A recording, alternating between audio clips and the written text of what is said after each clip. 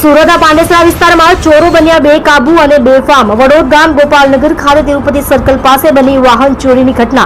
વાહન ચોરીની સમગ્ર ઘટના સીસીટીવીમાં થઈ કેદ। પોલીસનો કે કાયદાનો ડર ન હોય એમ ચોરીની ઘટનાને આપ્યો અંજામ। દિવાળી ટાણે પાંડેસરા વિસ્તારમાં ચોરો થયા છે સક્રિય। જોડાઈ રહો નવા સમાચાર જોવા આજ કી પુકાર ન્યૂઝ ચેનલ સાથે ડાયરેક્ટર ચિરાગ દરજી સાથે।